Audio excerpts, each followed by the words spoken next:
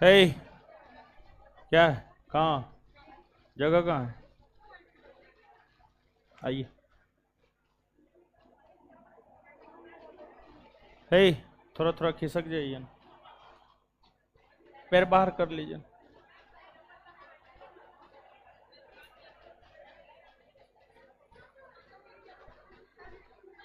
हे, tool दे दीजिए तो एगो जी, एगो लड़की बाहर हो जाएगी, एगो टूल दीजिए।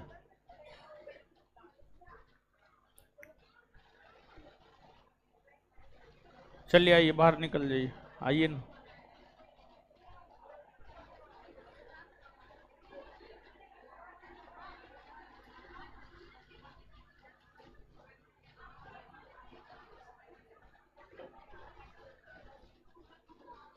हमको बोल रहा है वीक में एगो कथी रखिए, डाउट सेशन रखिए।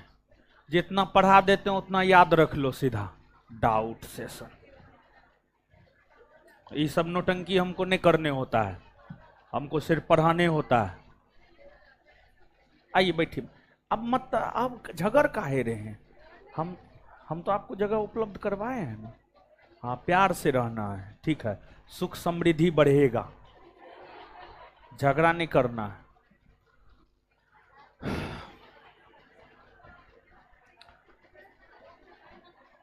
कोई डाउट सेशन नहीं, जो बता दिए वही सत्य है, अंतिम सत्य वही है, समझे?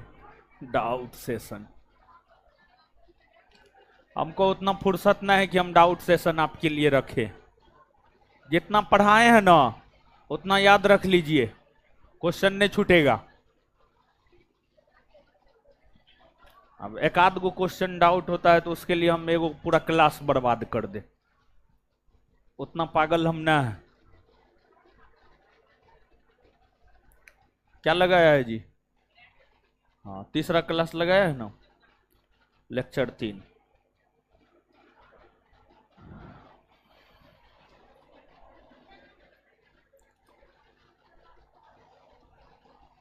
ये सब सलाह हमको मत दीजिए, समझे?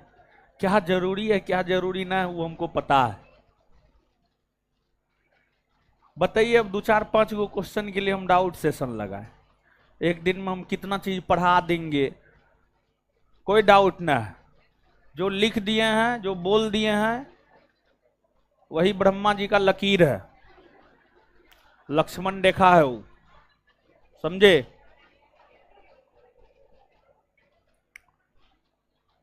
करंट के तीसरे क्लास में आप सभी का स्वागत है। स्वागत के लिए तैयार हैं? हाँ, तो आइए।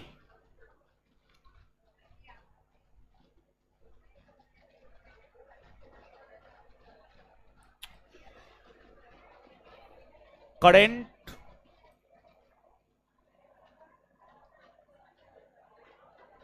क्लास 3,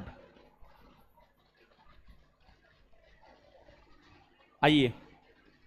है, हम आ गए, नहीं पता चला है? काय गुनगुना रहे हैं, आवाज काय कर रहे हैं? एकदम शांत होइए। हमारे आने के बाद क्लास में एकदम शांति, मुंह बंद। तो आज कुछ ज्यादा लड़की नजर आ रही है, बीच में कहां चली जाती है आप लोग? टेस्ट देने के लिए विद्यार्थी आता, करंट का क्लास, हाँ हमको भी पता है। हाँ बोलिए। है, कितना बढ़िया से तो बैठे हुए हैं। क्या चल रहा है? बड़ी शुद्ध चीज पर आप बैठे हुए हैं। पंखा इधर कर लीजिए। हाँ, आप ही लोग तो हमारे सबसे नजदीक हैं, बताइए।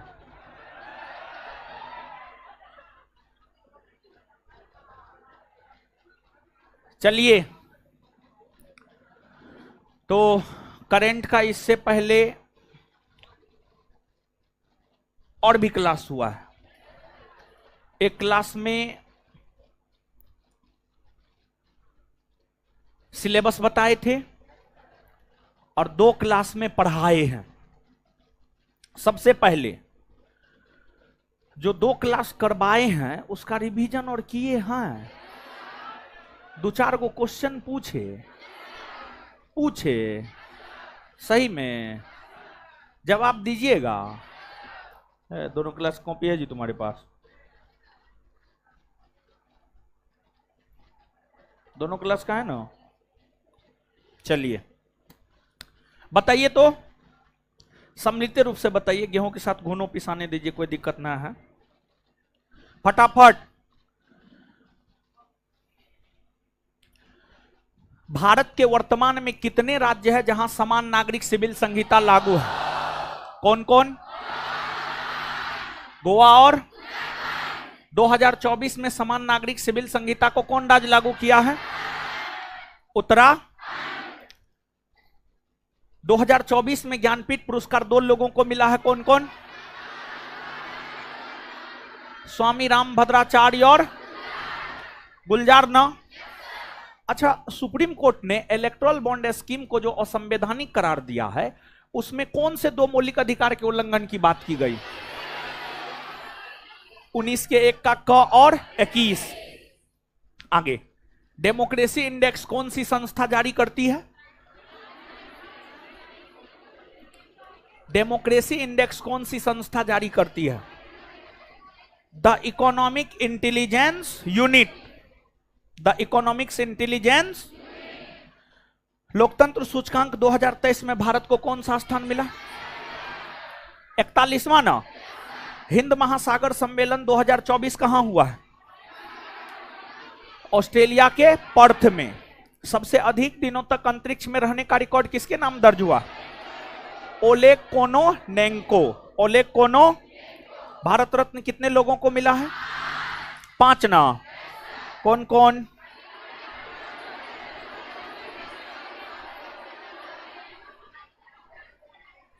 आम, इमली, कटहर, लीची, बैगन, मूली ना। जो मन में आ रहा बकरे।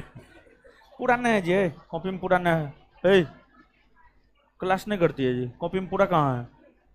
पूरा है। भ्रष्टाचार बोध सूचकांक कहाँ है? चलिए शांत हो जाइए अब। तो आज जो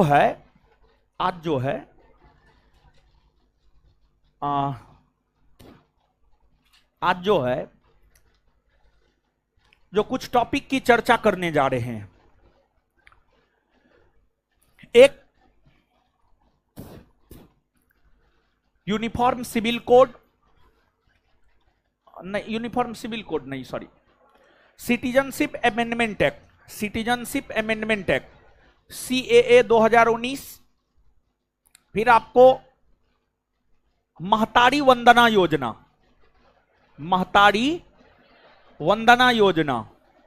फिर आपको हैप्पीनेस इंडेक्स, विश्व खुशहाली सूचकांक, एबेल पुरस्कार, प्रिट्जर पुरस्कार, वैज्ञानिक अनुसंधान हेतु GD बिरला पुरस्कार और एक देश एक चुनाव को लेकर गठित समिति।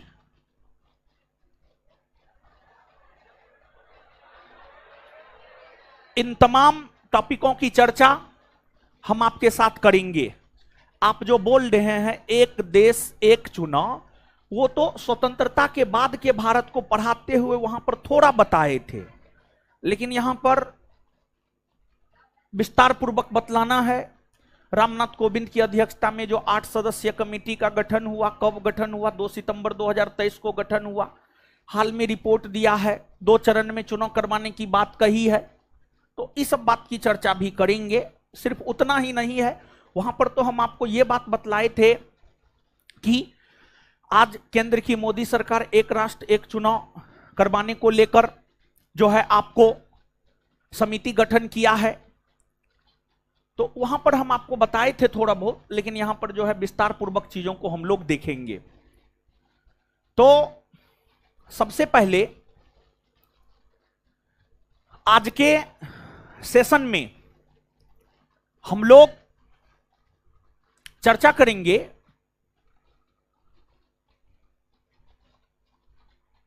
World happiness index.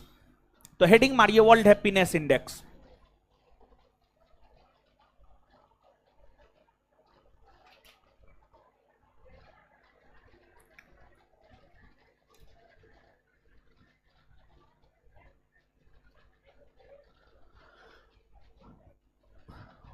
World happiness index 2024।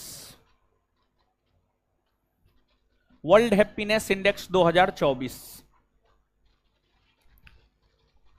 चलिए देखिए इसका हिंदी विश्व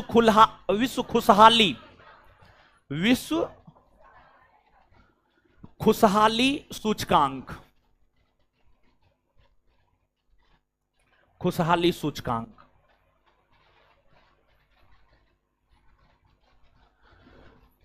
देखिए जीवन में सबसे ज्यादा महत्व किस चीज का है जानते हैं?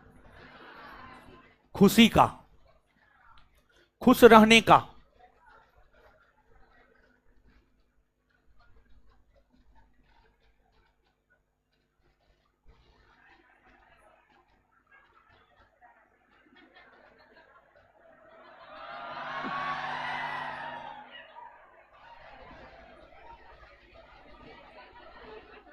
तो खुशी का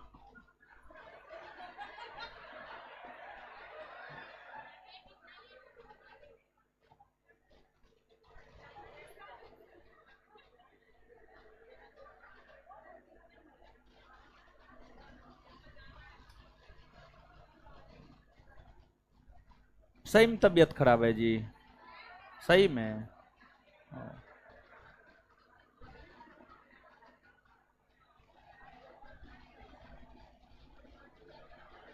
तो रूम पे जाएगी, उसका तबीयत ठीक हो जाएगा पक्का।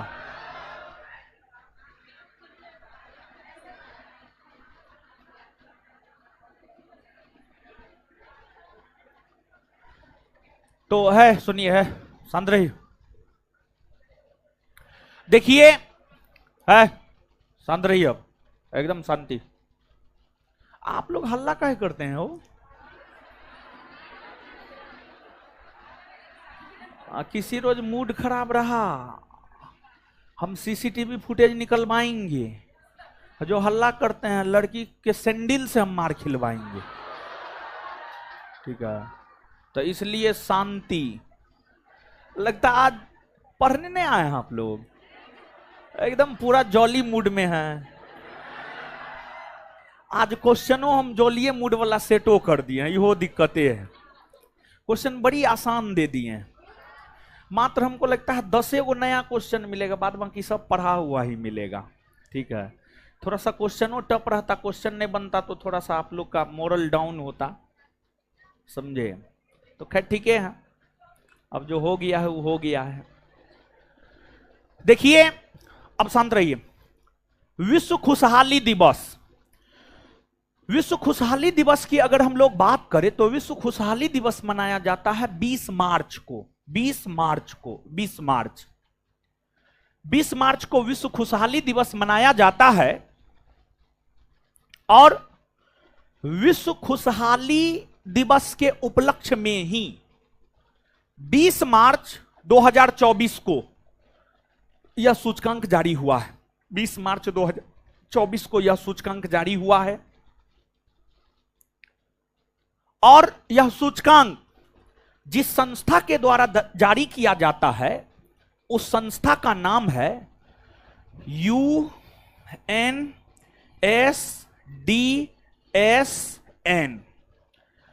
UNSDSN नामक संस्था के द्वारा यह सूचकांक जारी किया जाता है।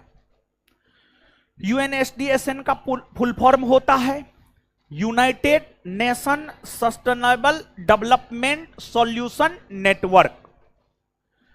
United Nation sustainable development solution network.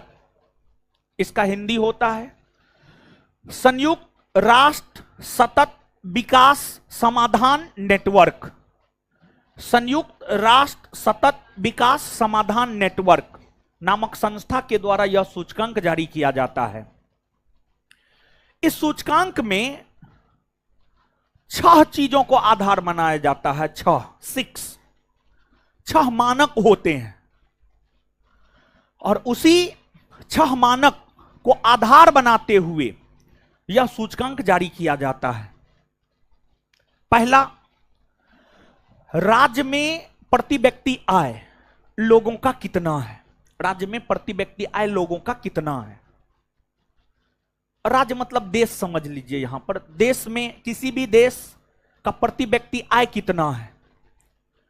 किसी भी देश के लोगों का जीवन प्रत्याशा कितना है, मतलब किसी भी देश में लोग औसतन कितना जीवन जीते हैं। इसके बाद तीसरा, अगर देखा जाए तो भ्रष्टाचार, किसी भी देश में भ्रष्टाचार की क्या स्थिति है। फिर अगला, अगर देखा जाए तो उस देश में लोगों को जीवन जीने की स्वतंत्रता कितनी है। उस देश में लोगों को जीवन जीने की स्वतंत्रता कितनी है। फिर देश में सामाजिक समर्थन देश के लोगों को कितना मिल पाता है। और फिर उदारता, उदारता, उदारता। इन तमाम मानकों को आधार बनाते हुए वैश्विक खुशहाली report world happiness index UNSDSN नामक संस्था के द्वारा जारी किया जाता है। 2024 में यह रिपोर्ट 20 मार्च 2024 को जारी हुआ है। और इस रिपोर्ट की अगर हम लोग बात करें, विश्व के 143 विश्व के 143 देशों को लेकर यह सूचकांक जारी हुआ है। और विश्व के 143 देशों को लेकर जो यह सूचकांक जारी हुआ है, उसमें जो अपना देश भारत है, अपना देश भारत की अगर हम लोग बात करें तो भारत को इस सूचकांक में रैंक मिला है 126। 143 देशों में भारत का रैंकिंग है 126। मतलब इस सूचकांक में भारत बहुत ही अधिक पिछड़ा हुआ है। अगर आप लास्ट ईयर की बात करेंगे तो लास्ट ईयर 146 देशों में भारत का रैंकिंग था 136। खैर, उससे हम लोगों को कोई लेना देना है नहीं। अब आ गया है 2024 का, तो हमको इससे लेना देना है 126। और आपको जानकर आश्चर्य होगा कि भारत के लोगों से ज्यादा खुश पाकिस्तान के लोग हैं। पाकिस्तान को इस सूचकांक में 108वां रैंक मिला है, 108। ऐसे भी पाकिस्तान का लोग खुश काहे न रहेगा, उसके पास कुछ है ही ना है, तो खुशी से अपना पेट भर लेता है, समझ गए। तो भारत का रैंक है 126, पाकिस्तान 108, चीन 60 और बांग्लादेश 129। खैर, इन चीजों को याद नहीं रखना है, सिर्फ भारत का याद रखना है। वही इस सूचकांक में लगातार पिछले 7 बरस से फिनलैंड प्रथम स्थान पर रहा है। फिनलैंड, यहां पर फिनलैंड है। फिनलैंड लगातार पिछले 7 वर्षों से प्रथम स्थान पर रहा है। द्वितीय स्थान पर डेनमार्क रहा है। तृतीय स्थान पर आइसलैंड रहा है। वही अगर अंतिम स्थान की बात की जाए तो अंतिम स्थान पर है अफगानिस्तान। अफगानिस्तान को 143 143वां रैंक मिला है। 143 143वां रैंक मिला है, समझ गए। तो इसको भी जो है आप थोड़ा सा रखिएगा याद, समझे तो नीचे से लिखिए।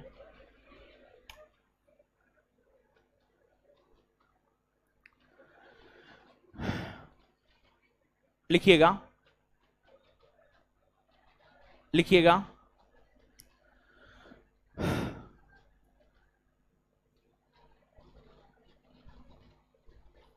विश्व खुशहाली सूचकांक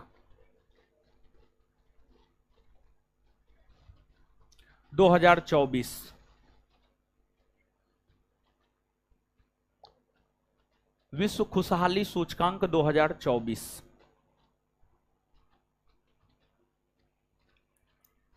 लिखिए,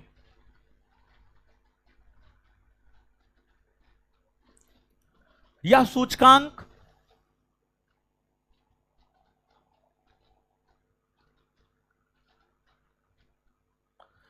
छह मानक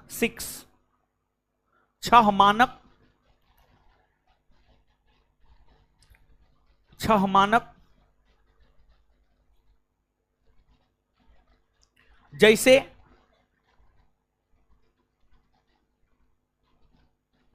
एक नंबर में प्रति व्यक्ति आय, 2 नंबर में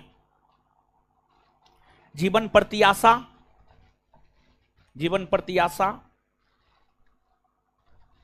3 नंबर में उदारता,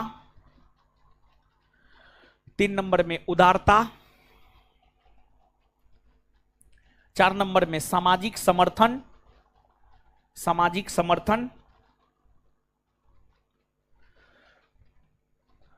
5 नंबर में जीवन की स्वतंत्रता,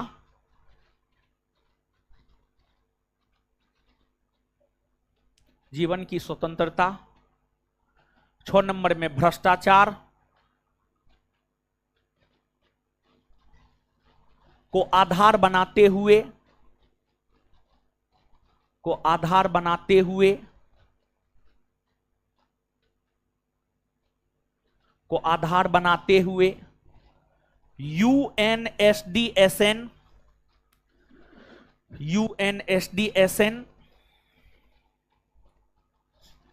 यूएनएसडीएसएन नामक संस्था के द्वारा, यूएनएसडीएसएन नामक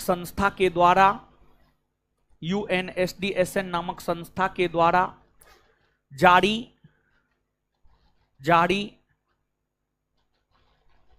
किया जाता है।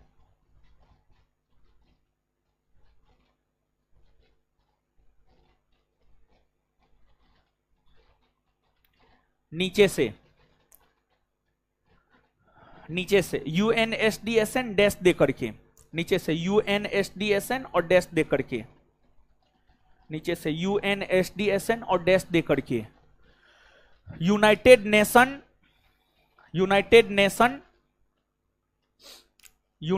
नेशन लगता है, लिखना पड़ेगा,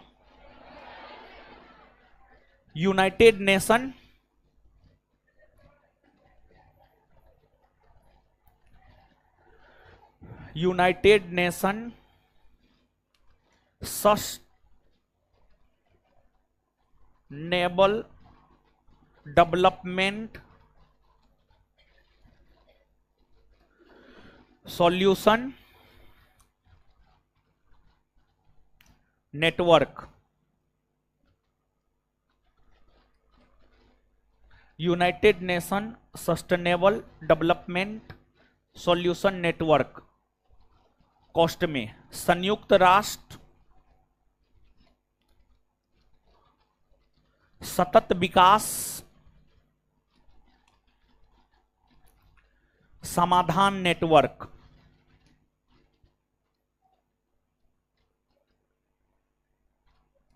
कॉस्ट बंद। UNSDSN United Nation sustainable development solution network, संयुक्त राष्ट्र सतत विकास समाधान नेटवर्क। चलिए अब नीचे से विश्व खुशहाली दिवस, नीचे से नेक्स्ट पॉइंट, विश्व खुशहाली दिवस 20 मार्च को, विश्व खुशहाली दिवस 20 मार्च को मनाया जाता है। विश्व खुशहाली दिवस 20 मार्च को मनाया जाता है। विश्व खुशहाली दिवस 20 मार्च को मनाया जाता है।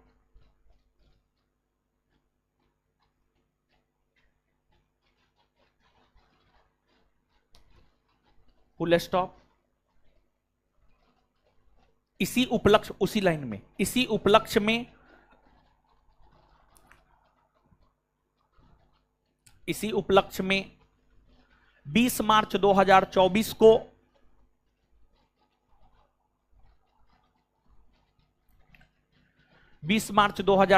को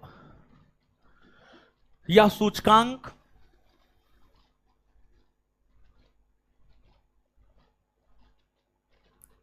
143 देशों के लिए 143 143 देशों के लिए 143 देशों के लिए जारी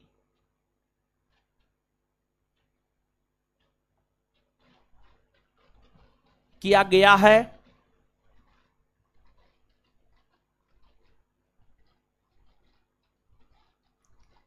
जिसमें भारत का स्थान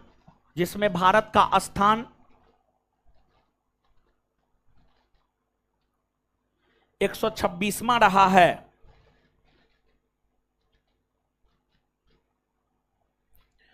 जिसमें भारत का स्थान 126वां रहा है। जिसमें भारत का स्थान 126वां रहा है। भारत का स्थान 126वां रहा है। नेक्स्ट पॉइंट, इस सूचकांक में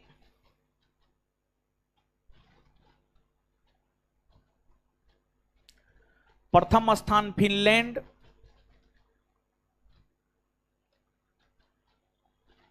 इस सूचकांक में प्रथम स्थान फिनलैंड, प्रथम स्थान फिनलैंड,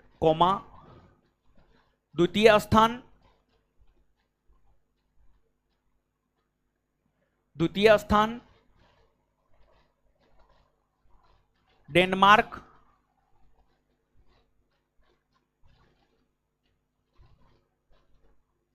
और तृतीय स्थान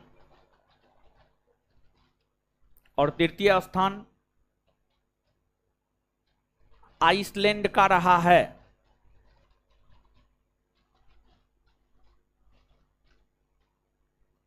नीचे से पिछले लगातार 7 वर्षों से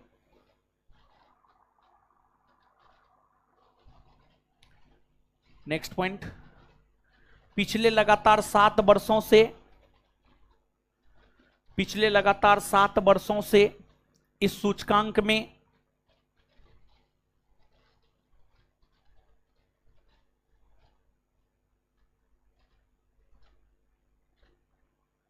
फिनलैंड सर्वोच्च स्थान पर रहा है।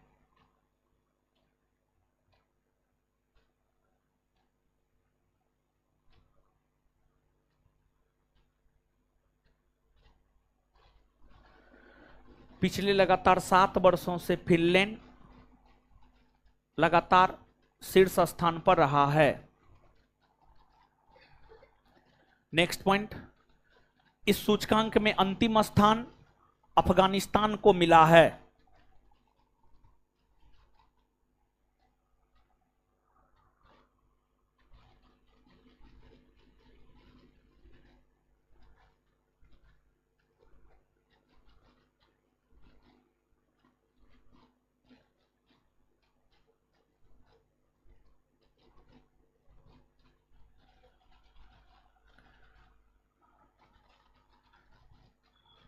चलिए एक बार इसको पढ़ लीजिए, तो पढ़िए एक बार इसको।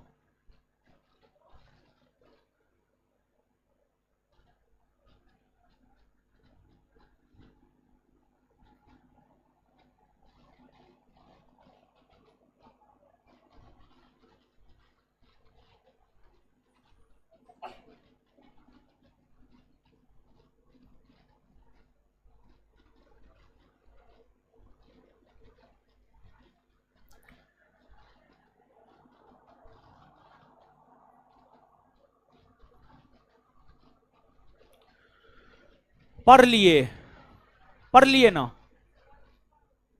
बताइए तो है, मुंह पर कीजिए, बताइए फटाफट।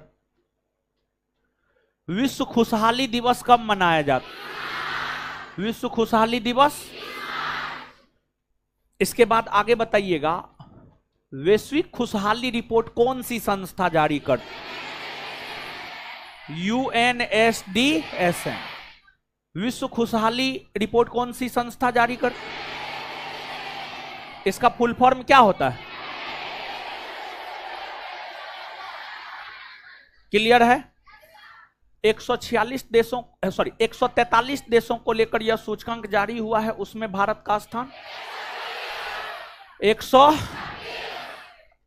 वैश्विक खुशहाली रिपोर्ट 2024 में भारत का स्थान, भारत का स्थान पहला स्थान, पहला स्थान, दूसरा, तीसरा, अंतिम स्थान, अंतिम स्थान। क्लियर है? चलिए आगे हेडिंग मारिए।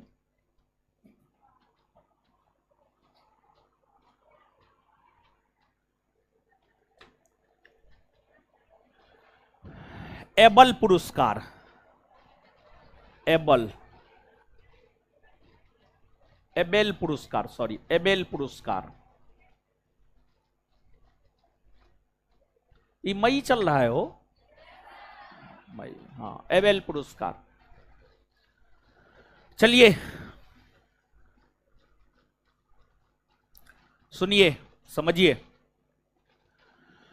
देखिए जो एबेल पुरस्कार है, एबेल पुरस्कार की अगर आप बात करेंगे तो यह पुरस्कार गणित के क्षेत्र में दिया जाता है, गणित, गणित के क्षेत्र में दिया जाता है और इसे गणित का नोबेल कहा जाता है।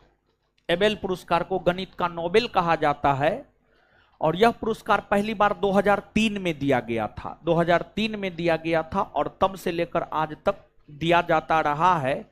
और यह पुरस्कार नॉर्वे की सरकार के द्वारा दिया जाता है, नॉर्वे। यहां पर आपको यूरोप महादेश का एक देश है, आपको नॉर्वे, नॉर्वे की सरकार के द्वारा ही जो है आपको एबेल पुरस्कार दिया जाता है। और नॉर्वे, नॉर्वे की राजधानी ऑस्लो, ऑस्लो, और यहां की मुद्रा है क्रोन, यहां की मुद्रा क्रोन है, क्रोन यहां की मुद्रा है।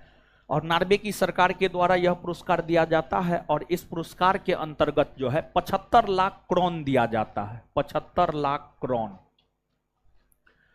75 लाख क्रोन दिया जाता है। इसकी घोषणा मार्च 2024 ईस्वी में ही हो गई थी, लेकिन 20-21 मई को जो है यह पुरस्कार दिया जाएगा, प्रदान कर दिया जाएगा। 20-21 मई को जो है यह पुरस्कार प्रदान किया जाएगा। और नॉर्वे के सम्राट हैं, उनका नाम है किंग हेराल्ड, नॉर्वे के सम्राट हैं, नॉर्वे के राजा हैं, उनका नाम किंग हेराल्ड है। किंग हेराल्ड ही यह पुरस्कार 21 मई 2024 को देंगे और यह पुरस्कार गणित के क्षेत्र में दिया जाता है। तो 2024 का यह पुरस्कार अगर देखा जाए तो फ्रांस के एक गणितज्ञ हैं, उनका नाम है मिशेल तालाग्रांड, मिशेल तालाग्रांड, मिशेल तालाग्रांड, उन्हीं को यह पुरस्कार दिया जाना है 21 मई 2024 को, 21 मई 2024 को जो है यह पुरस्कार दिया जाना है। इसकी घोषणा मार्च 2024 ईस्वी में ही हो गई थी। तो नीचे से लिखिए एबेल पुरस्कार। इस पुरस्कार को गणित का नोबेल पुरस्कार,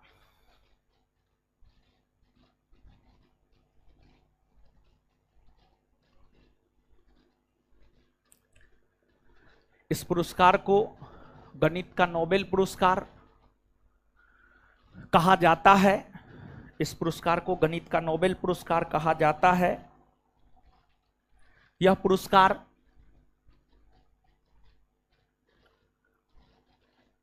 नॉर्वे की सरकार के द्वारा, यह पुरस्कार नॉर्वे की सरकार के द्वारा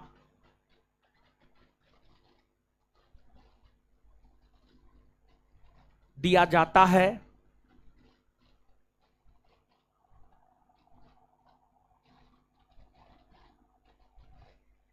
नॉर्वे की सरकार के द्वारा दिया जाता है। इस पुरस्कार के अंतर्गत 75 लाख क्रोन, 75 लाख क्रोन इस पुरस्कार के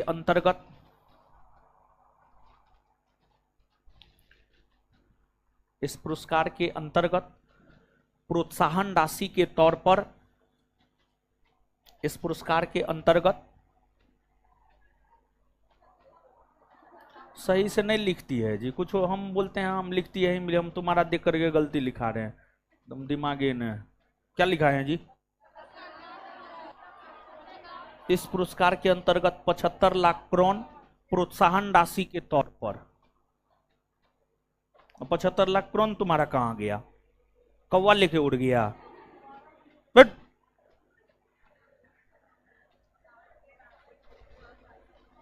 इस पुरस्कार के अंतर्गत 75 लाख करोड़ प्रोत्साहन राशि के तौर पर दिया जाता है। 75 लाख करोड़ प्रोत्साहन राशि के तौर पर दिया जाता है।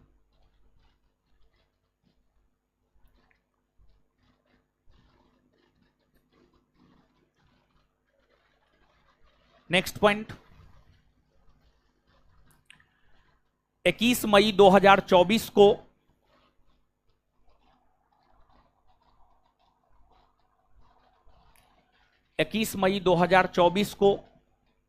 फ्रांस के नॉर्वे के राजा, नॉर्वे के सम्राट, 21 मई 2024 को नॉर्वे के सम्राट किंग हेराल्ड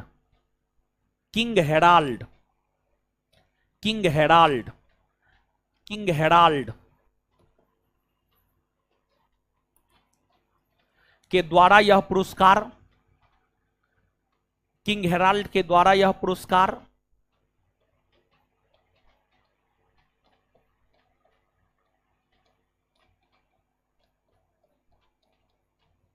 हेराल्ड के द्वारा यह पुरस्कार फ्रांस के गणितज्ञ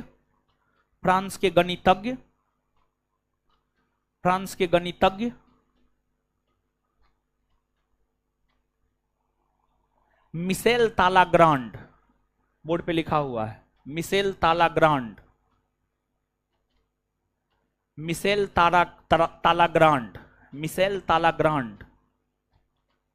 को दिया जाना है।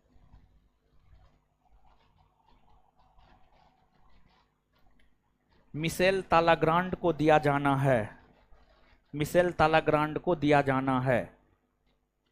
चलिए इसको एक बार पढ़ लीजिए, तो पढ़ लीजिए फटाक से।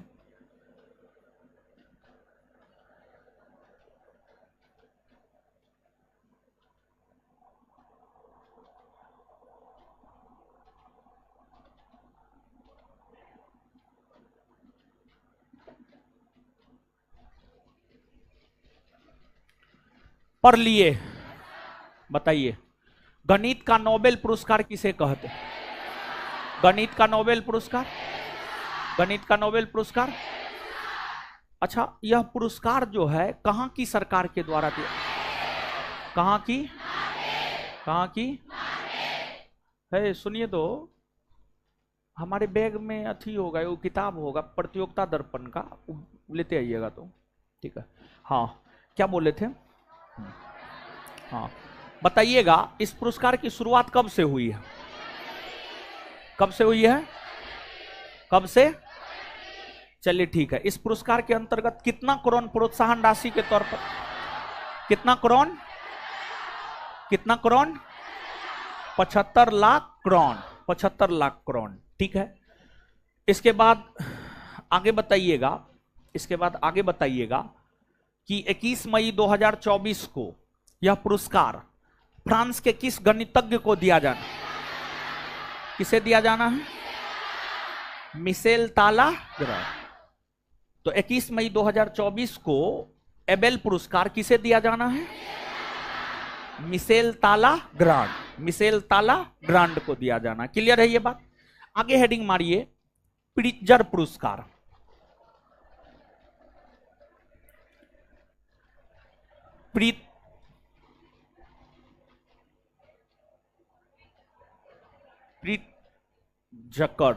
प्रिट्जर पढ़ा जाता है, प्रिट्जर पुरस्कार 2024।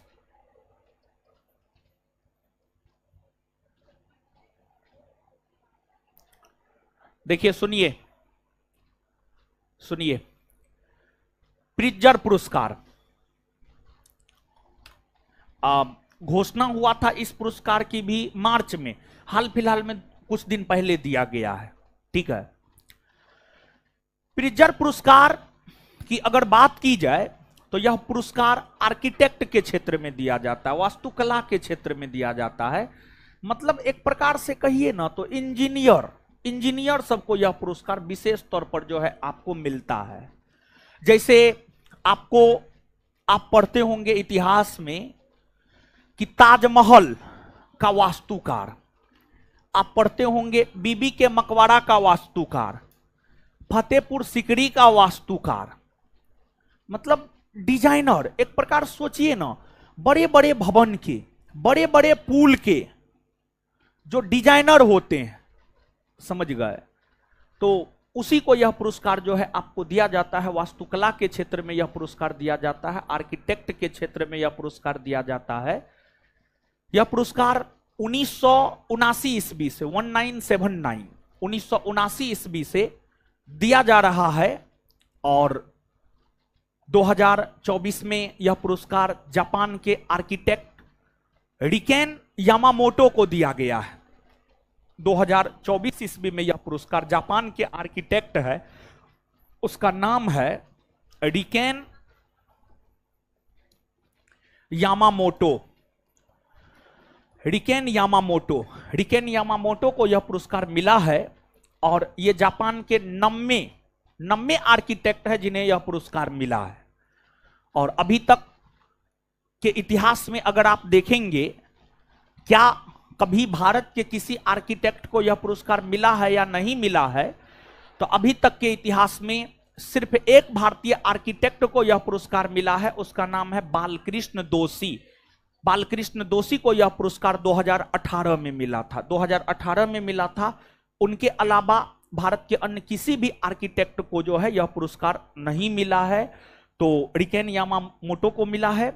और इस पुरस्कार के अंतर्गत जो है, यह पुरस्कार जापान का एक फाउंडेशन है, हायट नाम है, समझ गए, जापान के अमेरिका का एक फाउंडेशन है, उसका नाम हायट है, उसी के द्वारा जो है यह पुरस्कार आपको दिया जाता है।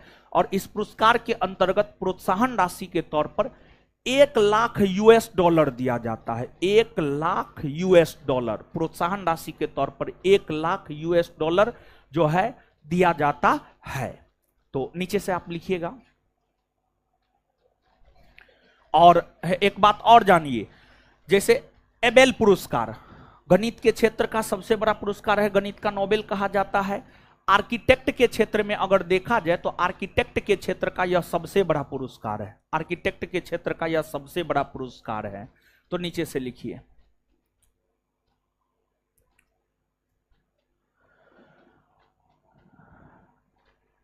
यह पुरस्कार वास्तुकला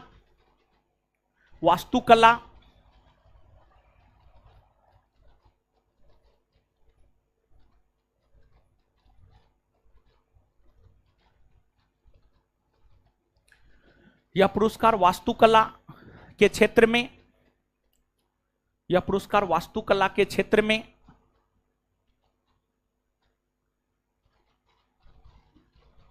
दिया जाता है।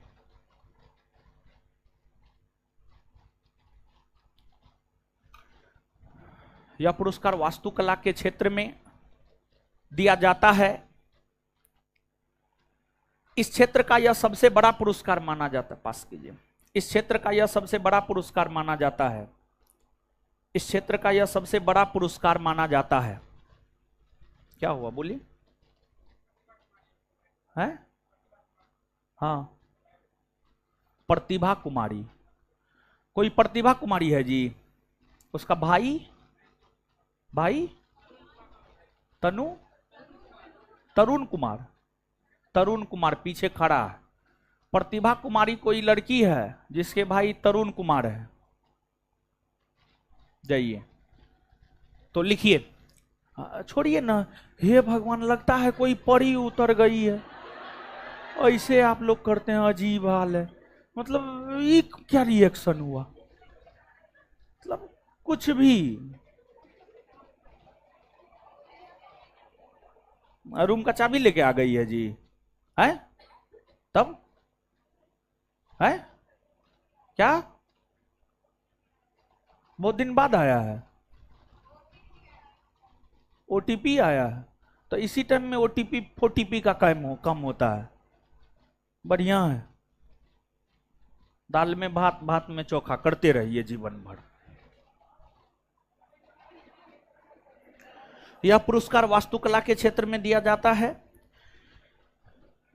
इस क्षेत्र का यह सबसे बड़ा पुरस्कार है। यह पुरस्कार पहली बार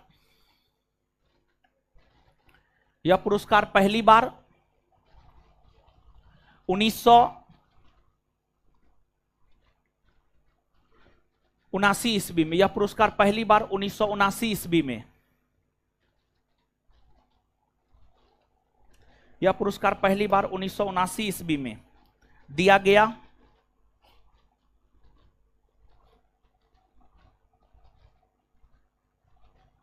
दिया गया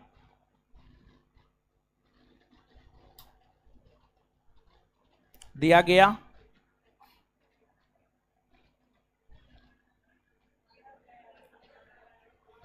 पहली बार दिया गया था। दिया गया था।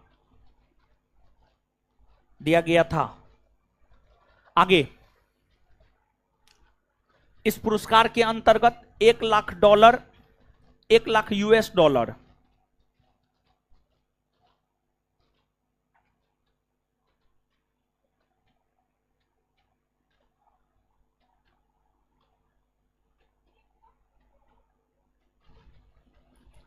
$1,00,000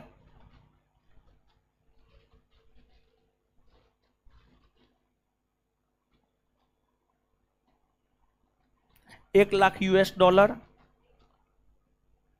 प्रोत्साहन राशि के तौर पर, प्रोत्साहन राशि के तौर पर दिया जाता है।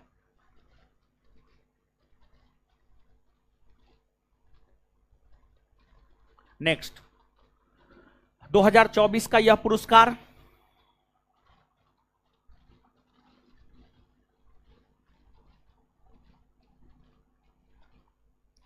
2024 का यह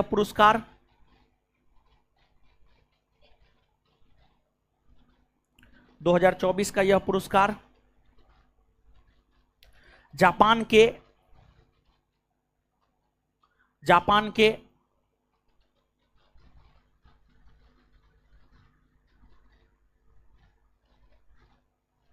के वास्तुविद,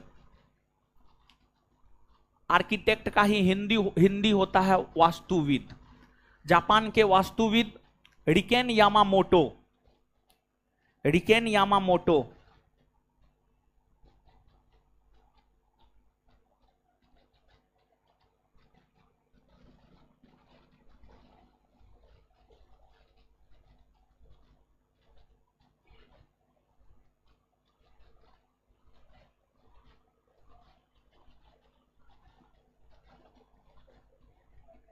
रिकेन यामामोटो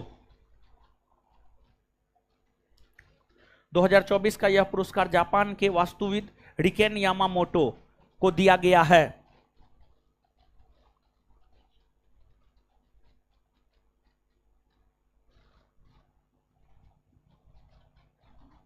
रिकेन यामामोटो को दिया गया है। नेक्स्ट पॉइंट, भारत के एकमात्र बालकृष्ण दोषी को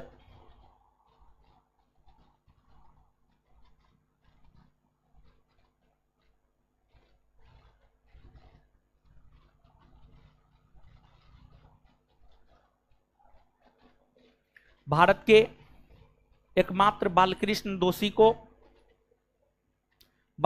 दोषी को 2018 ईस्वी में 2018 ईस्वी में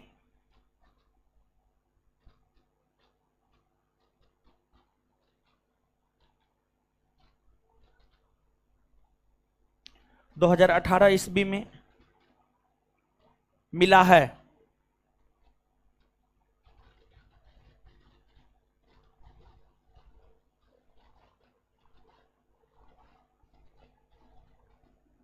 चलिए आगे, अब जानिए हाँ पढ़िए, तो इसको पढ़िए, 1 मिनट याद करवा देते हैं तब।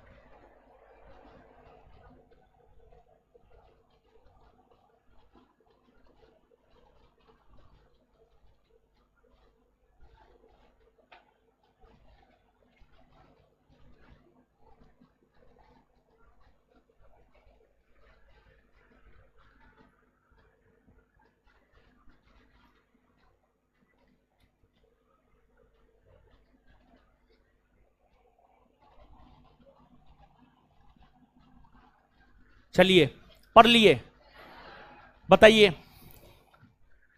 वास्तु कला के क्षेत्र में दिया जाने वाला सबसे बड़ा पुरस्कार, वास्तुकला के क्षेत्र में दिया जाने वाला सबसे बड़ा पुरस्कार, पहली बार यह पुरस्कार कब दिया गया, कब दिया गया है? 2024 में यह पुरस्कार किसे मिला है? किसे मिला है? 2024 में यह पुरस्कार किसे मिला है? RIKEN Yamamoto. ठीक है, क्या भारत के किसी वास्तुविद को मिला है? किसे मिला है? बालकृष्ण, बालकृष्ण दोषी। अब नीचे हेडिंग मारिए, आगे जानिए।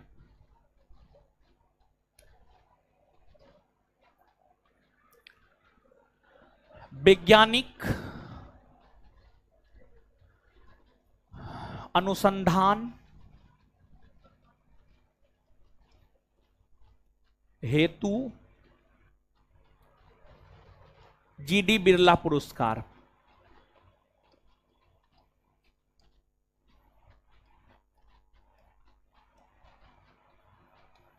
पुरस्कार 2023।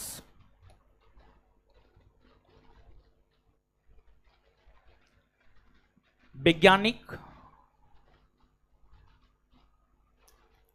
अनुसंधान हेतु जीडी बिरला पुरस्कार 2023।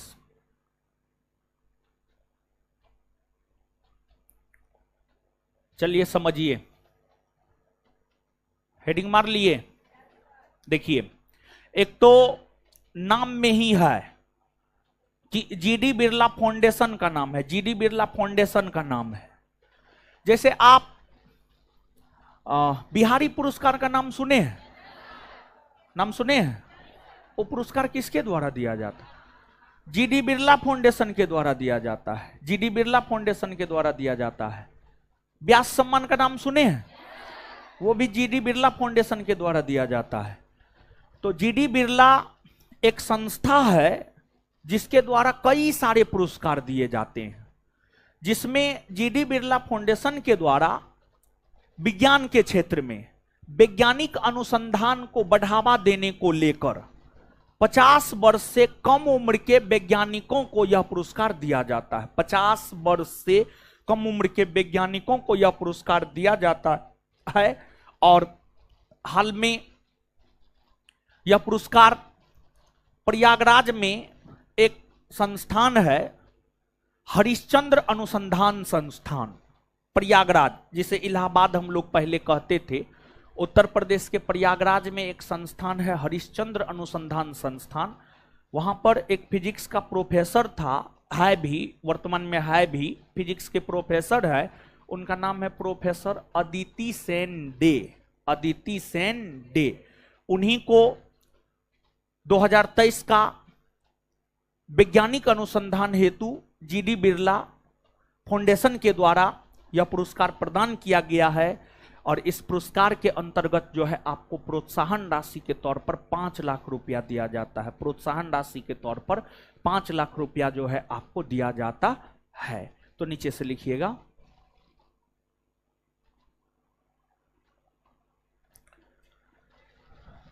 यह पुरस्कार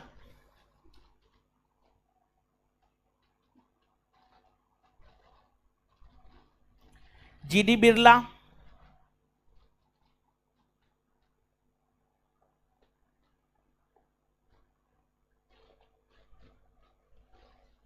फाउंडेशन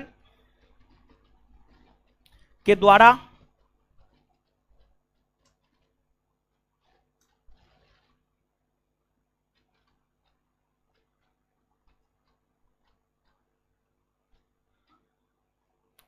जीडी बिरला फाउंडेशन के द्वारा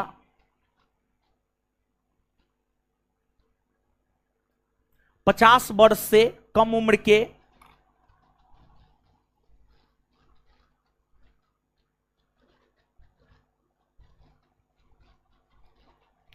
50 वर्ष से कम उम्र के वैज्ञानिकों को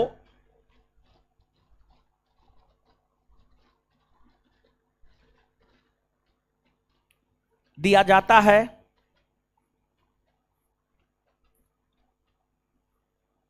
दिया जाता है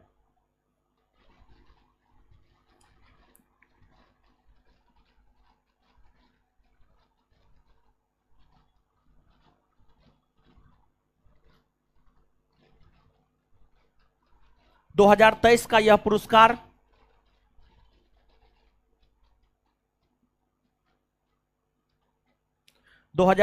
यह पुरस्कार प्रयागराज स्थित हरिश्चंद्र अनुसंधान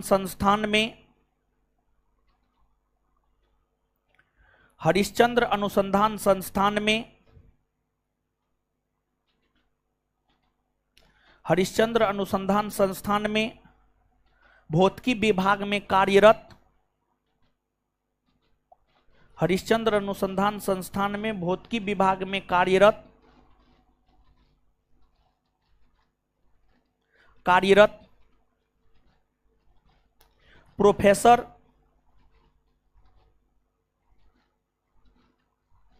प्रोफेसर अदिति सेन डेको प्रोफेसर अदिति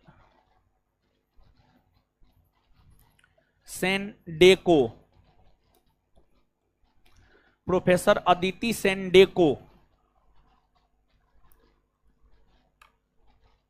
फरवरी 2024 में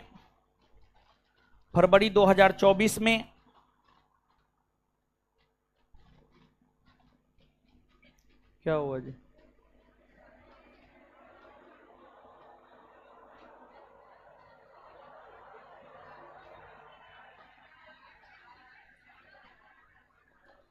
फरवरी 2024 में दिया गया है। बंद करो, मुंह क्या देख रहा है? इसको पूरा सिस्टम बंद मत करो यार। हाँ, बोर्ड बंद करो, बोर्ड बंद करके फिर से ऑन करो। अदिति सेंडे को फरवरी 2024 में दिया गया है। फरवरी 2024 में दिया गया है।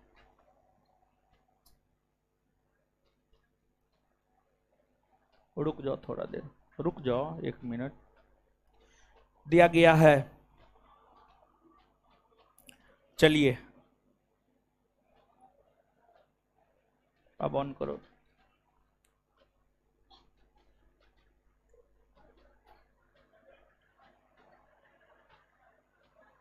हल्ला मत कीजिए,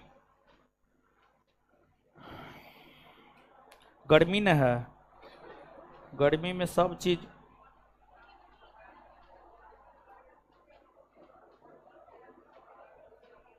प्रभावित होता है।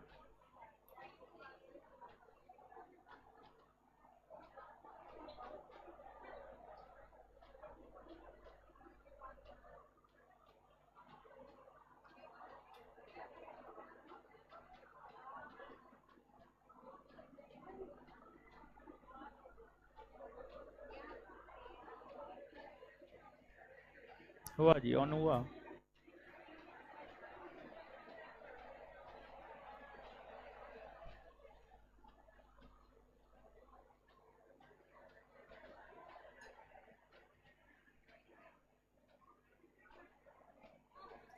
शांति बनाइए, टेंशन मत लीजिए।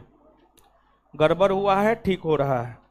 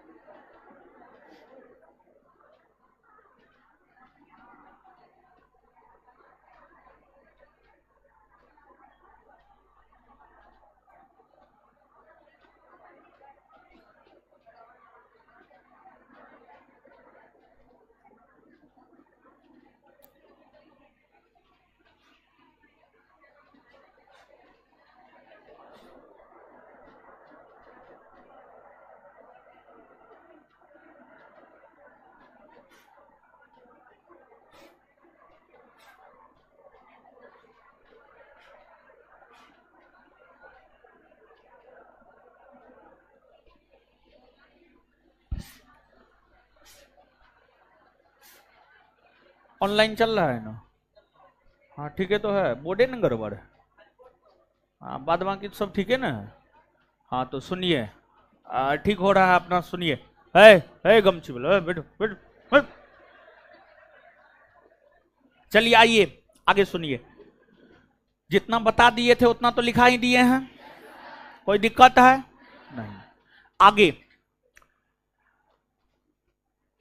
आगे हेडिंग मारिए, महतारी वंदना योजना। महतारी महतारी वंदना योजना।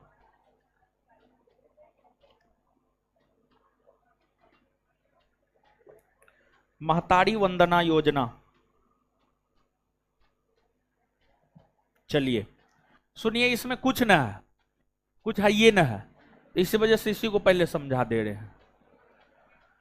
महतारी वंदना योजना, एक तो पहली बात ये है देखो ऑनलाइन चल रहा है ना, देख रहा है ना?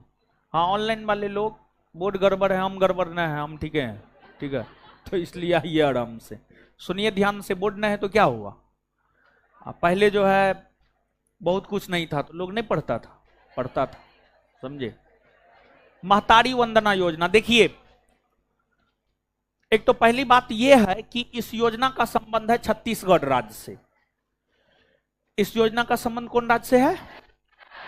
छत्तीसगढ़ राज्य से है। कौन राज्य से है? छत्तीसगढ़। देखिए हाल फिलहाल में कुछ दिन पहले 2023 के लास्ट में, 2023 के लास्ट में मध्य प्रदेश, छत्तीसगढ़, राजस्थान जैसे राज्यों में विधानसभा के चुनाव हुए और इन राज्यों में जो चुनाव हुए उसमें बीजेपी के द्वारा चुनावी घोषणा में यह कहा गया था कि अगर छत्तीसगढ़ में हमारी सरकार बनेगी तो हम महिलाओं को आर्थिक तौर पर सशक्त बनाने हेतु प्रत्येक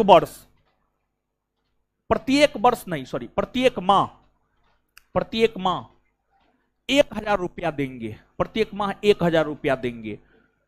2023 के लास्ट में जब छत्तीसगढ़ में चुनाव हो रहे थे तो बीजेपी ने अपने चुनावी घोषणा पत्र में यह घोषणा किया कि छत्तीसगढ़ की वैसी विवाहित महिलाएं जिसका उम्र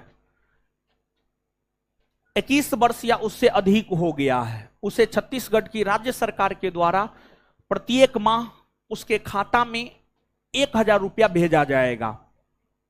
और हुआ ये कि छत्तीसगढ़ में बीजेपी की सरकार बन गई। छत्तीसगढ़ में बीजेपी की सरकार बन गई और जब छत्तीसगढ़ में बीजेपी की सरकार बन गई तो छत्तीसगढ़ के मुख्यमंत्री विष्णुदेव साय वहां के मुख्यमंत्री बनाए गए, छत्तीसगढ़ के मुख्यमंत्री बनाए गए। और छत्तीसगढ़ के मुख्यमंत्री विष्णुदेव साय मुख्यमंत्री बनने के बाद पूरा खाका खींचा और फिर छत्तीसगढ़ की महिलाओं को आर्थिक तौर पर सशक्त बनाने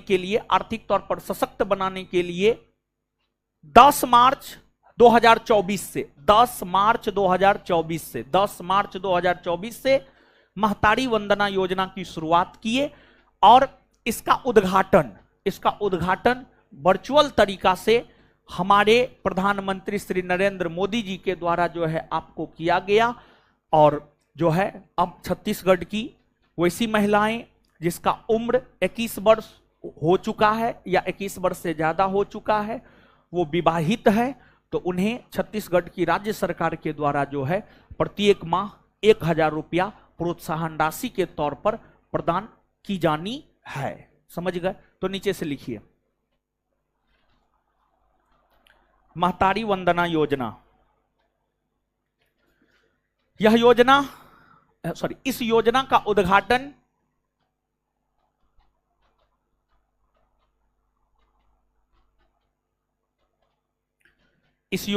उद्घाटन वर्चुअल तरीके से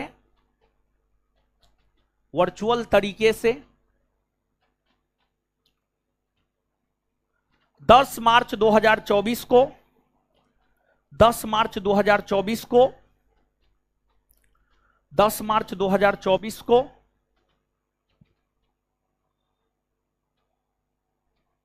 10 मार्च 2024 को छत्तीसगढ़ में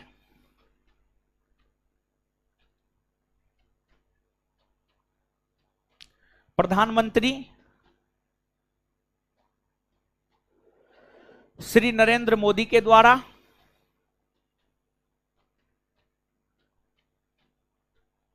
प्रधानमंत्री श्री नरेंद्र मोदी के द्वारा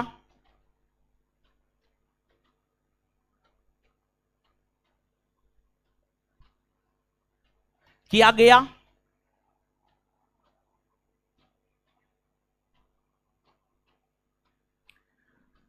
इस योजना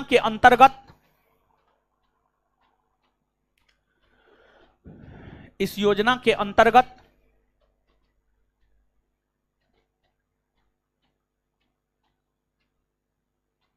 छत्तीसगढ़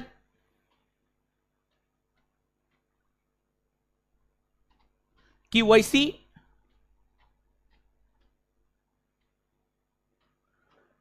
विवाहित महिलाएं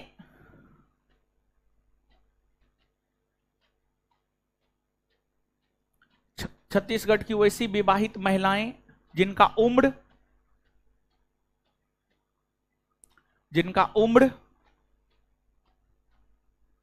1 जनवरी 2024 को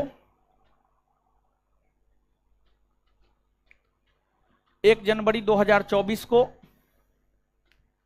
21 वर्ष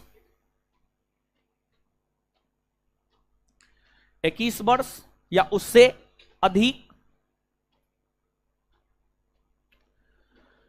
21 वर्ष या उससे अधिक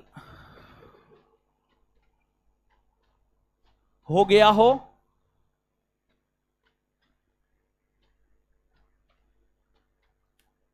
उसे छत्तीसगढ़ की राज्य सरकार के द्वारा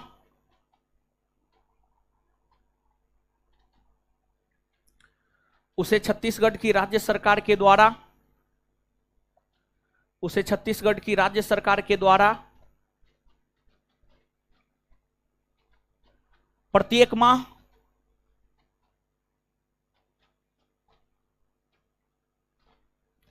1,000 रुपया प्रत्येक माह 1,000 रुपया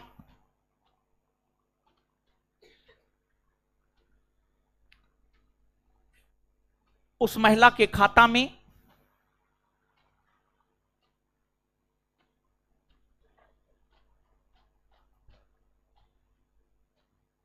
भेजा जाएगा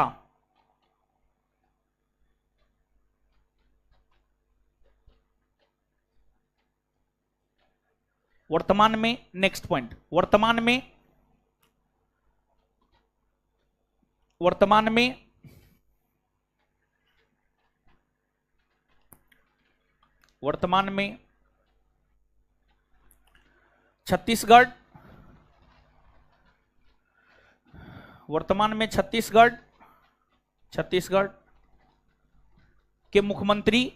वर्तमान में छत्तीसगढ़ के मुख्यमंत्री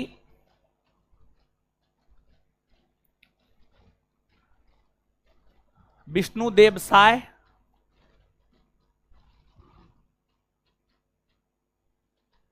और वहां के राज्यपाल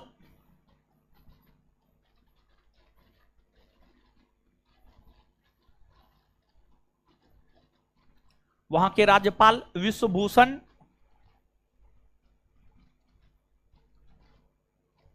हरिचंद्रन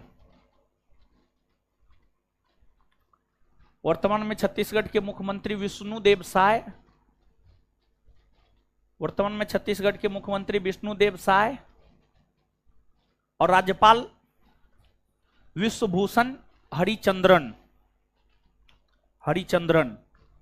हाँ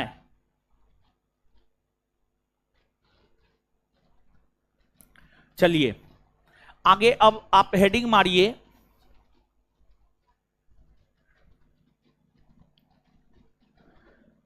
सिटीजनशिप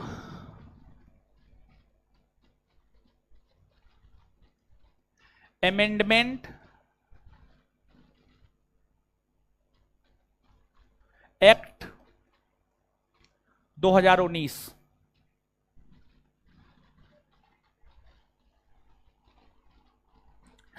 सिटीजनशिप अमेंडमेंट एक्ट 2019।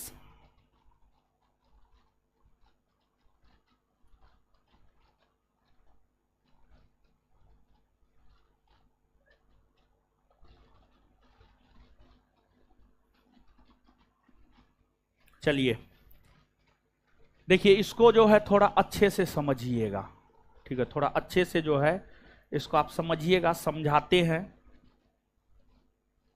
यहां तक बात क्लियर है ना? कोई दिक्कत नहीं ना है? बताइए, है? अरे बताइए ना, वो कुछ हो तो बताइए। देखिए, तो जहां तक हुआ है वहां तक तो याद भी करवाइए दिए ना, सिर्फ महतारी वंदना योजना को छोड़ करके ना, बाद बाकी तो सब याद करवाइए दिए। तो इसको भी पढ़ लीजिए ना, याद करवाइए देते तब बताएंगे। पढ़िए तो इसको।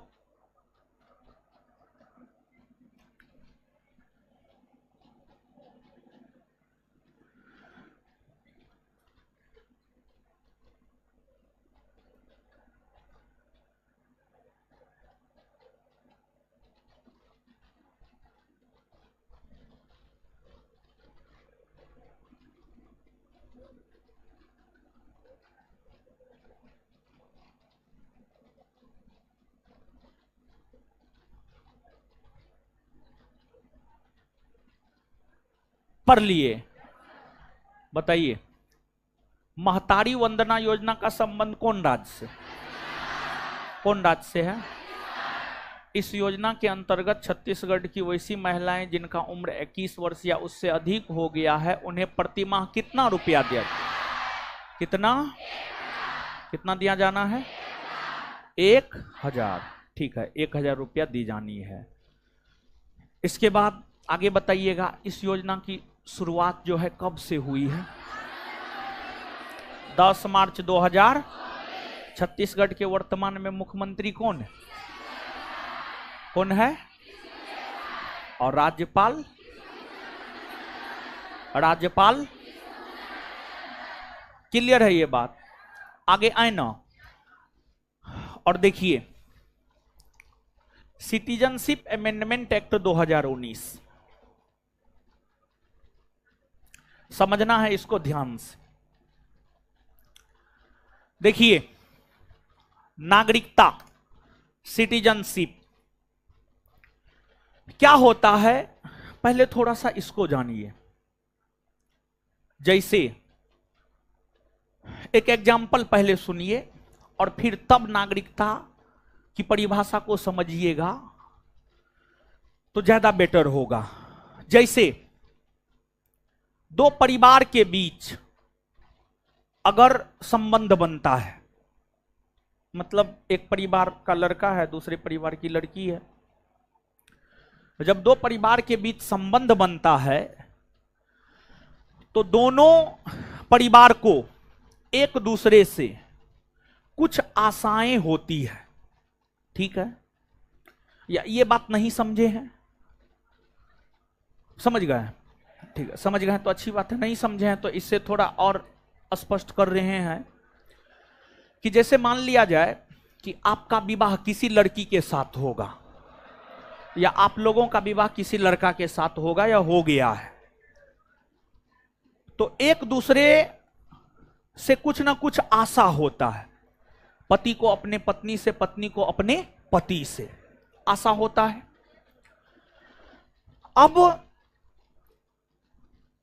उसी प्रकार से नागरिकता, नागरिकता की अगर हम लोग बात करें तो नागरिकता किसी भी देश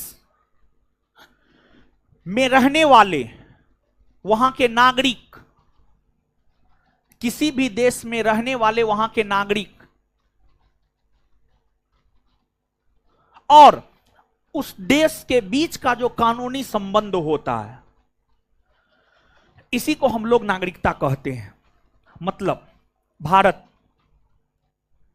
भारत देश है, भारत में हम लोग रहते हैं, हम लोग भारत के नागरिक हैं, हम लोग भारत के नागरिक हैं।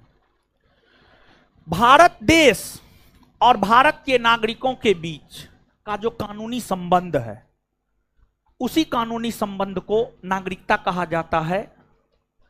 और इस कानूनी संबंध के कारण ही भारत के नागरिक भारत से कुछ आशा रखता है और भारत अपने नागरिकों से कुछ आशा रखता है।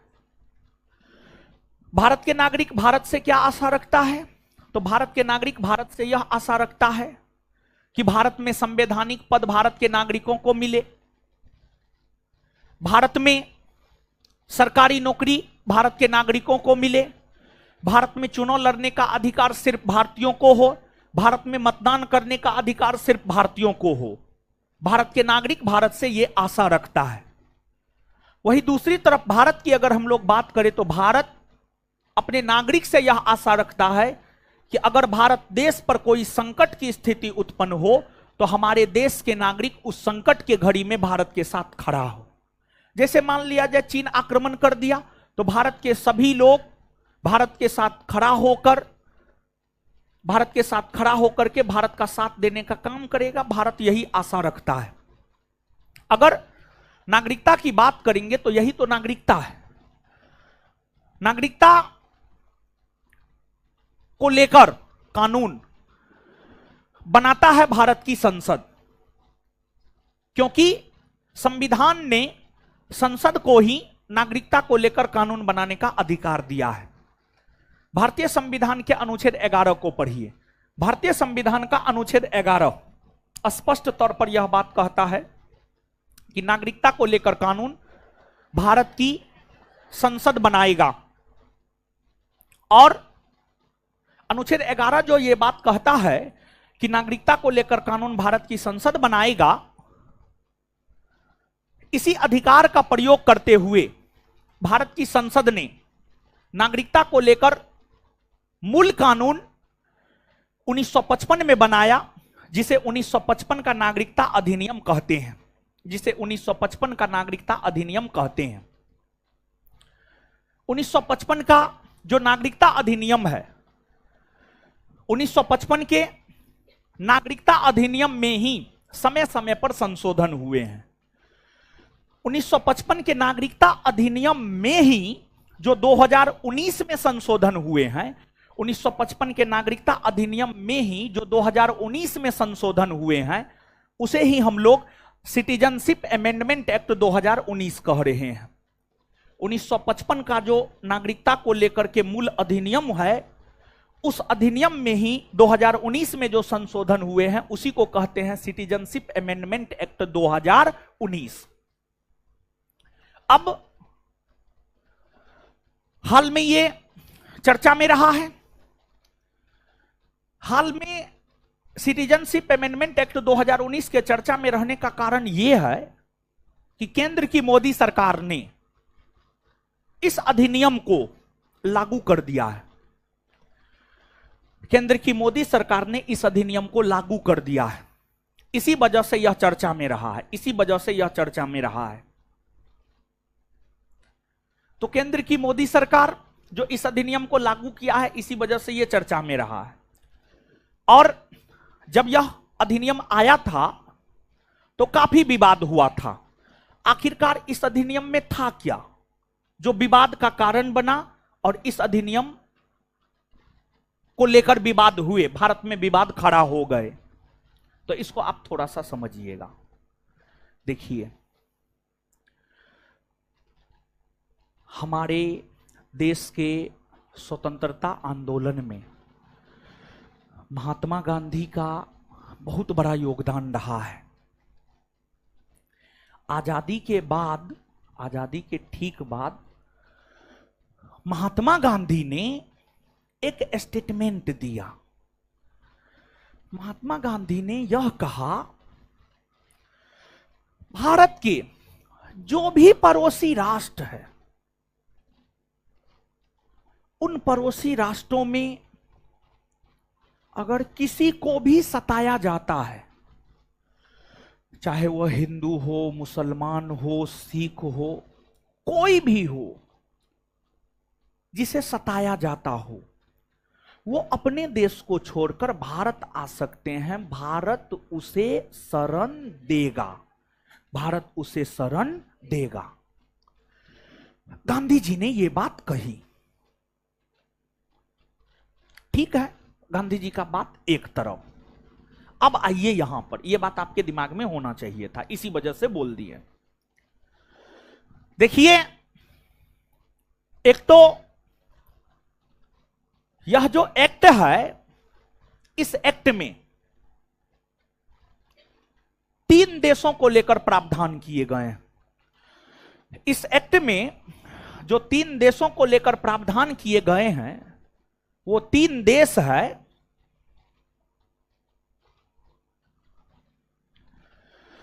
पाकिस्तान, अफगानिस्तान और बांग्लादेश। पाकिस्तान, अफगानिस्तान और बांग्लादेश। क्या प्रावधान है? देखिए, जैसे भारत की अगर हम लोग बात करें तो भारत एक हिंदू बहुल आबादी वाला देश है ना? है। भारत में 80% आबादी हिंदू है। 80%, लगभग 80%। भारत में लगभग 80% आबादी हिंदू है। 100 में से 80 गो हिंदू है। 100 में से 80 गो हिंदू है। 14 से 15% लगभग मुसलमान है। और 5 से 6% में जो है बौद्ध, सिख, जैन, पारसी सब आ जाता है। भारत हिंदू बहुल आबादी वाला देश है। भारत में हिंदुओं की संख्या सबसे ज्यादा है।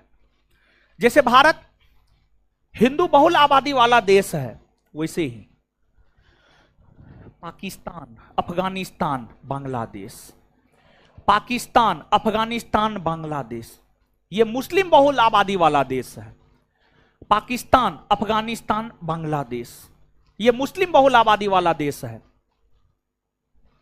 इन देशों में मुसलमानों की संख्या ज्यादा है,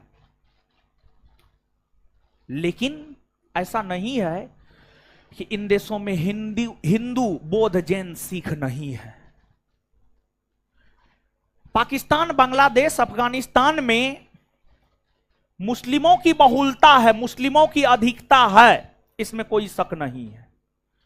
लेकिन ऐसा भी नहीं है कि इन देशों में हिंदू नहीं है, सिख नहीं है, बौद्ध नहीं है, जैन नहीं है, पारसी नहीं है।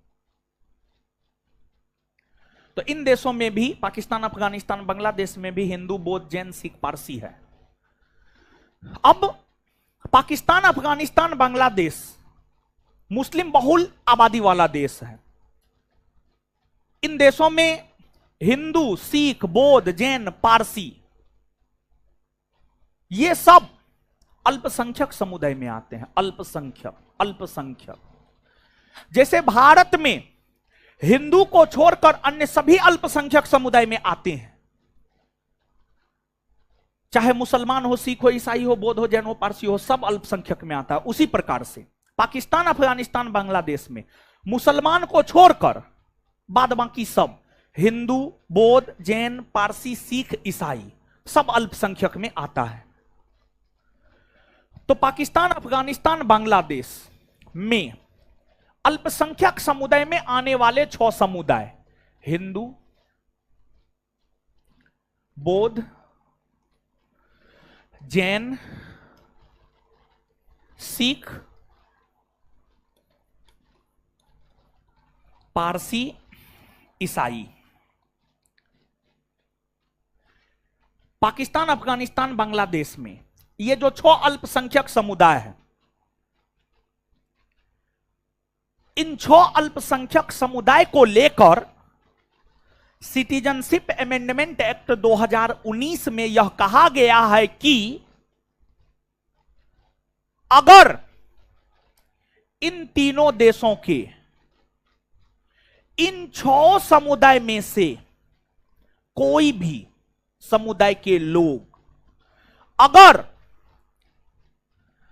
31 दिसंबर 2014 से पहले, 31 दिसंबर 2014 से पहले भारत आया हो, भारत आया हो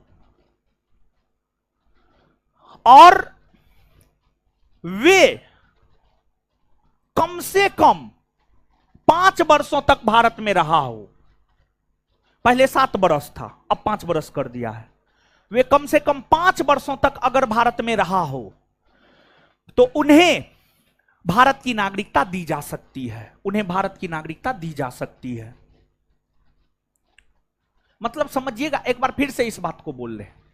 सिटीजनशिप अमेंडमेंट एक्ट 2019 का संबंध भारत के 3 पड़ोसी राष्ट्र से है। वो 3 पड़ोसी राष्ट्र है पाकिस्तान, अफगानिस्तान और बांग्लादेश। सिटीजनशिप अमेंडमेंट एक्ट 2019 में यह प्रावधान किया गया कि अगर पाकिस्तान, अफगानिस्तान, बांग्लादेश में रहने वाले अल्पसंख्यक हिंदू, बौद्ध, जैन, सिख, पारसी, ईसाई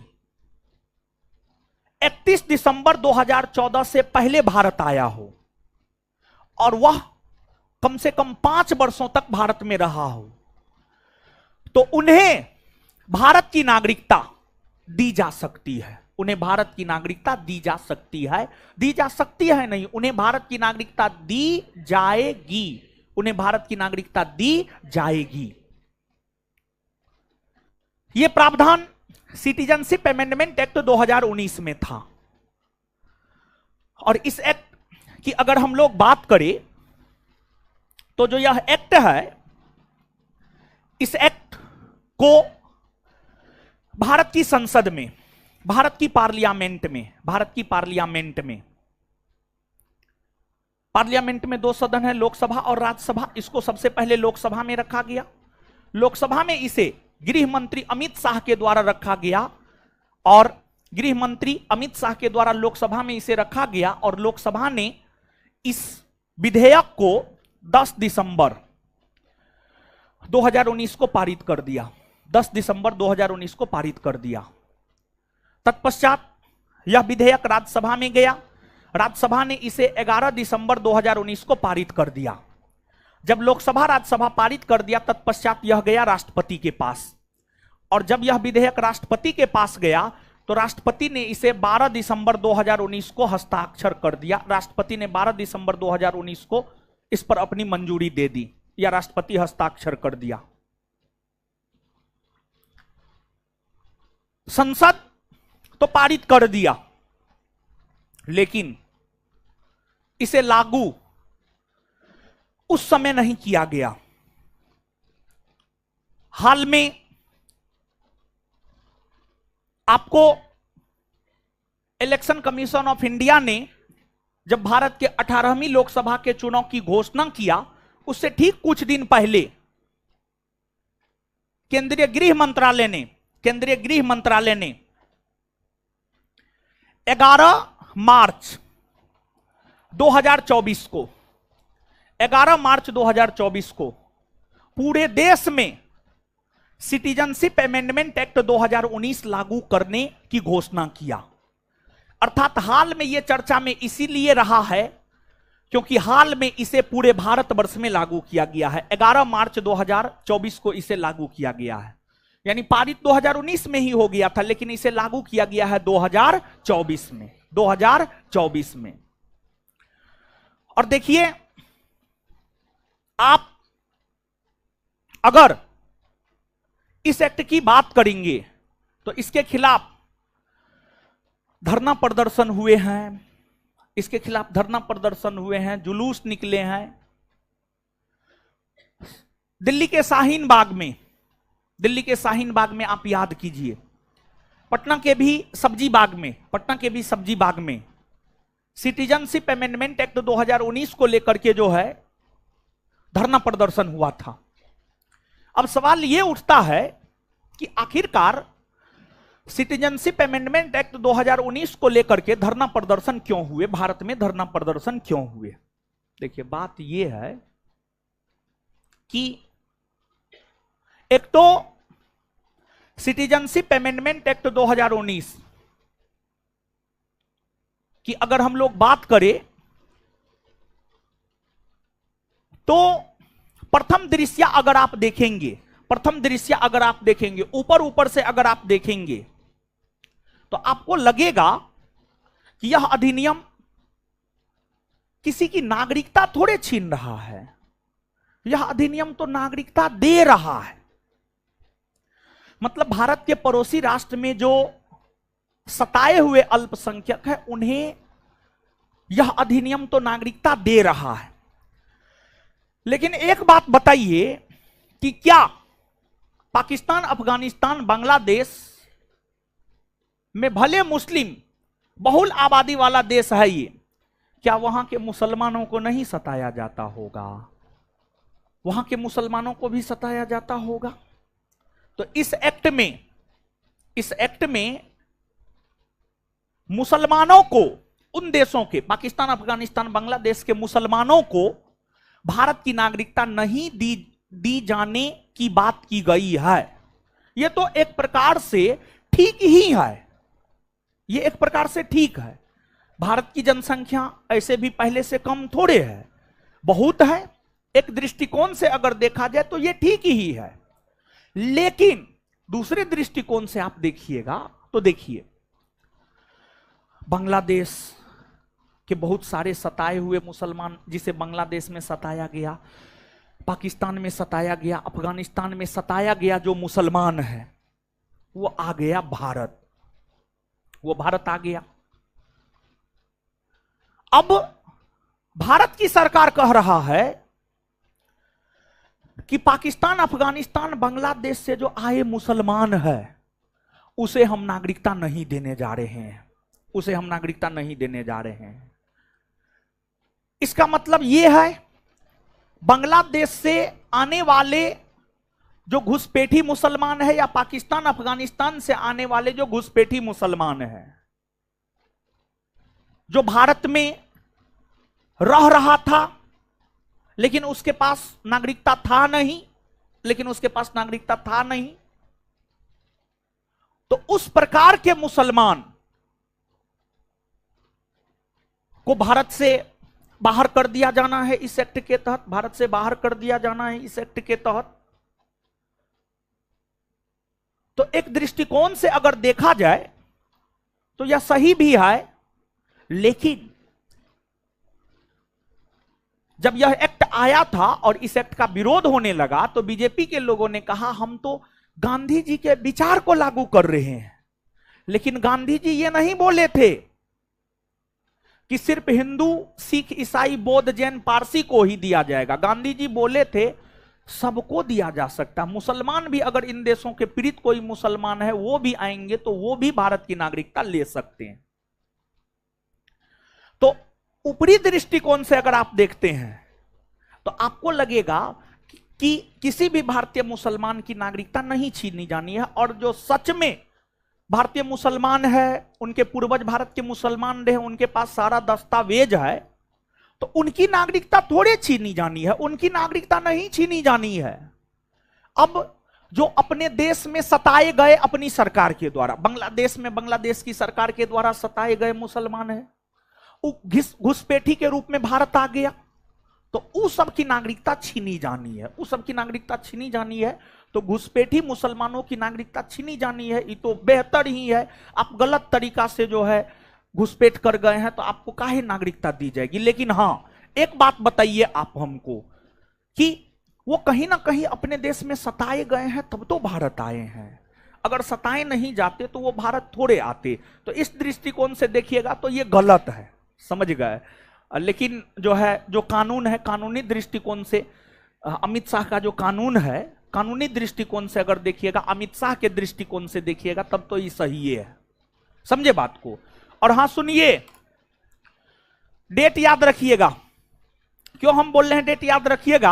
आप पूर्वावलोकन घटना चक्र जो क्वेश्चन बैंक है उसमें जाकर के देखिएगा, पूछा गया है सिटीजनशिप अमेंडमेंट एक्ट को राष्ट्रपति ने मंजूरी कब दिया है, राष्ट्रपति ने मंजूरी कब दिया है। यह संभवतः बीपीएससी का पूछा हुआ क्वेश्चन है, संभवतः, हमको एग्जैक्ट ध्यान में नहीं आ रहा है, लेकिन संभवतः 99% ये बीपीएससी का पूछा हुआ क्वेश्चन है। तो हाल में सिटीजनशिप अमेंडमेंट एक्ट 2019 लागू हुआ है 11 मार्च 2024 को। तो पूछा जा सकता है कि सिटीजनशिप अमेंडमेंट एक्ट 2024 लागू कब हुए हैं, तो आंसर हो जाएगा 11 मार्च 2024। 11 मार्च 2024। तो इसको आप याद रखिएगा, ठीक है। लिखिए।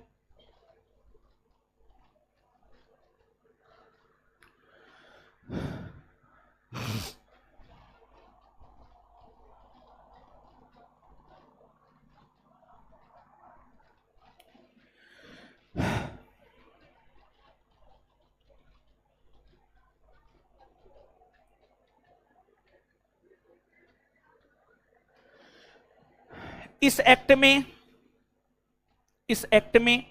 हेडिंग मार ली है, सिटीजनशिप अमेंडमेंट एक्ट 2019। इस एक्ट में यह प्रावधान किया गया है कि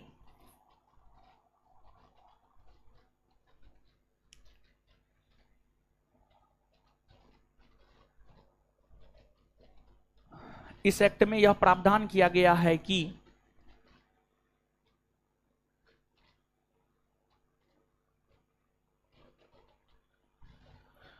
पाकिस्तान, अफगानिस्तान, बांग्लादेश,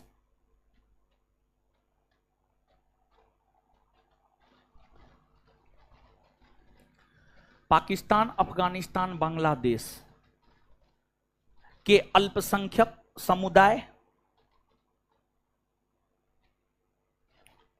अल्पसंख्यक समुदाय जैसे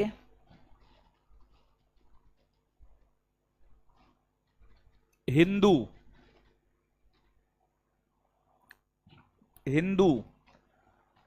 बौद्ध, हिंदू कौमा बौद्ध comma Jain comma Sikh comma Parsi comma ईसाई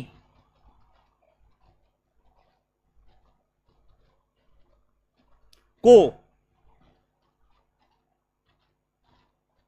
भारत की नागरिकता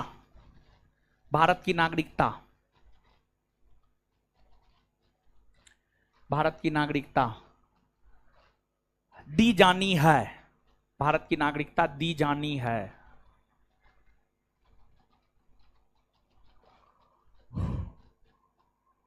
भारत की नागरिकता दी जानी है। इसके लिए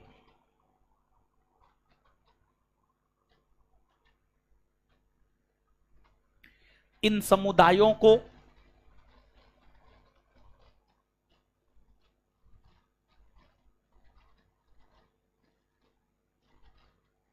यह साबित करना होगा कि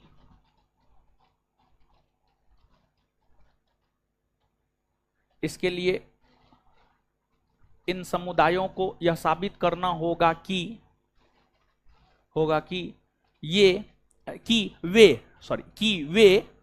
वे 31 दिसंबर 2014 से पहले 31 दिसंबर 2014 से पहले वे भारत आए हैं।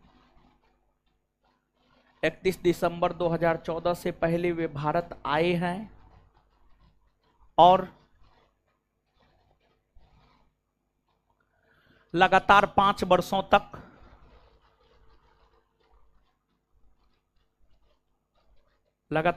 वर्षों तक भारत में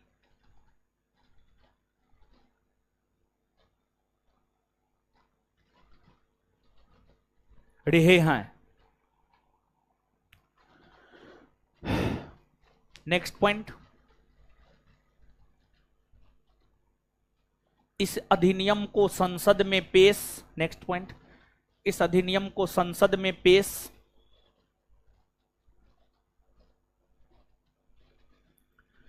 इस अधिनियम को संसद में पेश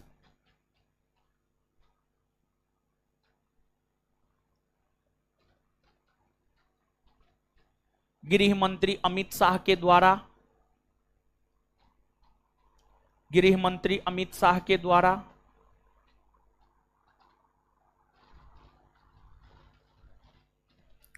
किया गया, गृह मंत्री अमित शाह के द्वारा किया गया था। नेक्स्ट,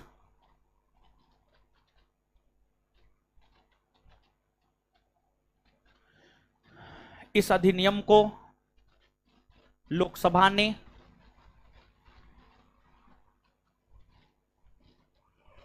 लोकसभा ने 10 दिसंबर 2019 को, लोकसभा ने 10 दिसंबर 2019 को और राज्यसभा ने 11 दिसंबर 2019 को,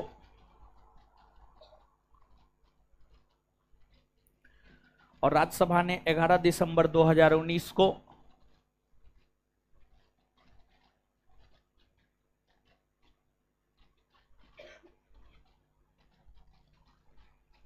पारित किया।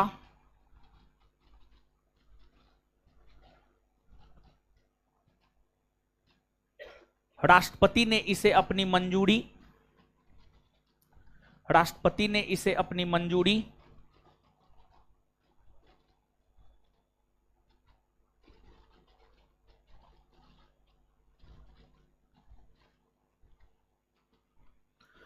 राष्ट्रपति ने इसे अपनी मंजूरी 12 दिसंबर 2019 को दिया।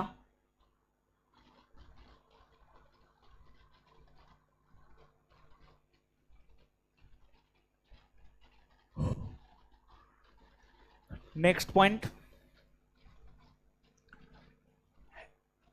सिटीजनशिप अमेंडमेंट एक्ट 2019 को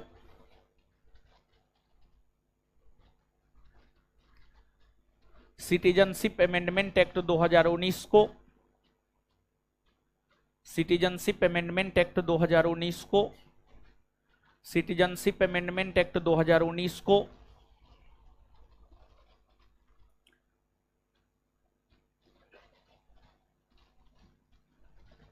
पूरे देश में लागू, पूरे देश में लागू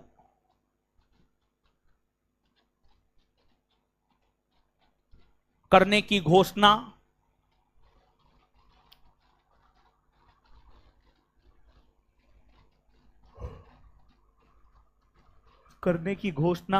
केंद्रीय गृह मंत्रालय ने, केंद्रीय गृह मंत्रालय ने 11 मार्च 2024 को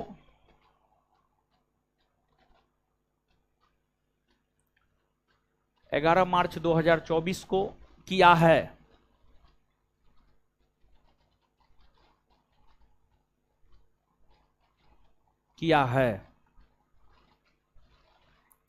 फुल स्टॉप।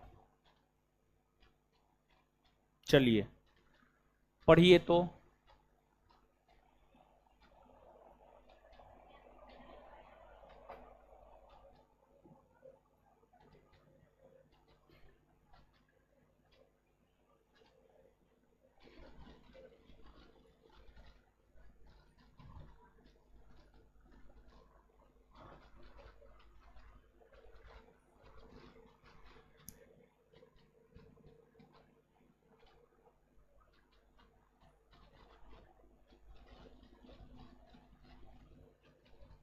पढ़ लिए हैं? बताइए, सिटीजनशिप अमेंडमेंट एक्ट 2019 के तहत किन 3 देशों के अल्पसंख्यकों को भारत की नागरिकता दी जानी है? पाकिस्तान, अफगानिस्तान। अच्छा, इन देशों के कितने समुदायों को दी जानी? 6 ना? कौन कौन?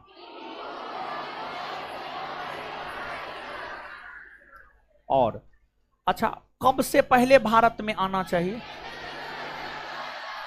31 दिसंबर 2000। कब से पहले भारत में आना चाहिए? और कम से कम कितने वर्ष भारत में रहना? कितने वर्ष? और फिर उसे भारत की नागरिकता दी जा सकती है ना? चलिए ठीक है। इसके बाद सिटीजनशिप अमेंडमेंट एक्ट 2019 को संसद में पेश कौन किया? कौन किया? लोकसभा पारित कब किया? लोकसभा पारित कब किया? राज्यसभा पारित कब किया? राज्यसभा कब पारित किया? राष्ट्रपति कब मंजूरी दिया? राष्ट्रपति कब मंजूरी दिया? इसे लागू कब किया गया? लागू कब किया गया? क्लियर है? कोई दिक्कत, कष्ट, आपत्ति नहीं ना? और पढ़िएगा।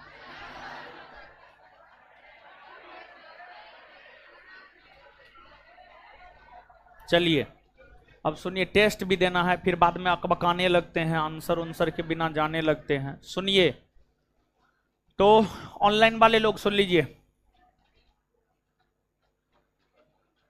ऑफलाइन अभी 5:30 बजे से टेस्ट होगा। क्वेश्चन आ गया है जी? नहीं आया है? रुकिए, यथा स्थिति पता करने दीजिए। है, रुकिए, वेट।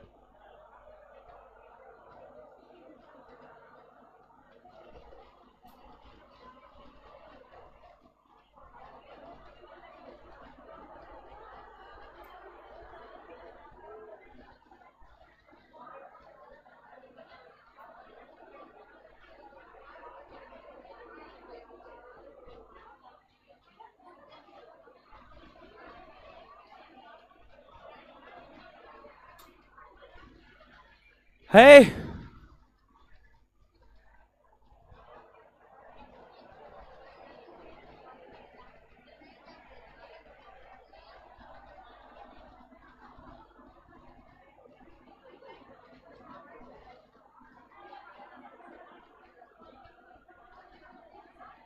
क्वेश्चन नहीं पहुंचाए हो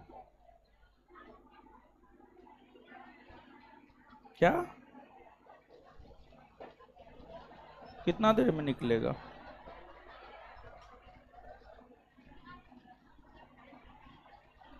कितना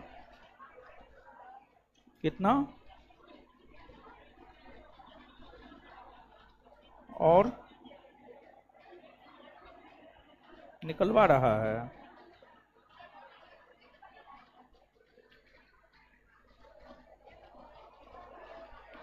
चलिए सुनिए, 15 मिनट का गैप दे देते हैं, ठीक है? आराम से हल्का हो लीजिए, दिमाग उमाग हल्का कर लीजिए, चाहे सुट्टा मार लीजिए बाहर जा कर के, ठीक है? और आगे जो है 5:30 बजे से 5:20 होने वाला है ई घड़ी में। 5:35 से आप मान के चलिए, 5:35 से आपका टेस्ट शुरू होगा। और ऑनलाइन वाले लोग, आप लोगों को जो है क्वेश्चन अपलोड करवाएंगे 6 बजे। यहां पर पहले शुरू करवा देंगे आराम से, तब 6 बजे आपको क्वेश्चन अपलोड करवा देंगे यहां पर जब शुरू हो जाएगा तो। और फिर 7 बजे आप लोग का आंसर अपलोड करवा देंगे। तो 6 से 7 के बीच में आप अपना निकाल करके क्वेश्चन बना लीजिएगा। 7 बजे आंसर अपलोड कर देंगे, आप देख लीजिएगा आपको कितना आ रहा है। बाद बाकी टेस्ट में यहाँ पर हम अपने से करवाएंगे और कोई भी आंसर जो है एरर नहीं होगा, हम आंसर चेक करके आपको अपलोड करवाएंगे, ठीक है? तो 15 मिनट का बीच में गैप है। और कल जो है रविवार न है, हाँ, तो कल अपना आप रिवीजन कीजिएगा। तो मॉडर्न का जो है अभी टेस्ट होगा, मॉडर्न का टेस्ट होगा। मॉडर्न का एगो टेस्ट हुआ है न हो, एगो टेस्ट हुआ है, मॉडर्न का एगो टेस्ट हुआ है। मॉडर्न और बायोलॉजी 3 चैप्टर का हमको लगता है। मॉडर्न का आज दूसरा टेस्ट है। मिलते हैं टेस्ट में। साइड हो जाइए, हमको निकलने दीजिए, तब अपना जो मन होगा करते रहिएगा। 15 मिनट साइड होइए, हमको निकलने दीजिए। और टेस्ट सबको देना है। ये भाग रही है, बताइए, कॉपी किताब लेकर के जा रही है, टेस्ट नहीं देगी जी? क्या? चिंता मत कीजिए। है, क्या गिराई है जी? चलिए साइड होइए, हमको निकलने दीजिए, तब आप लोग अपना निकलते रहिएगा। धन्यवाद सभी लोगों का, मिलते हैं अगले क्लास में।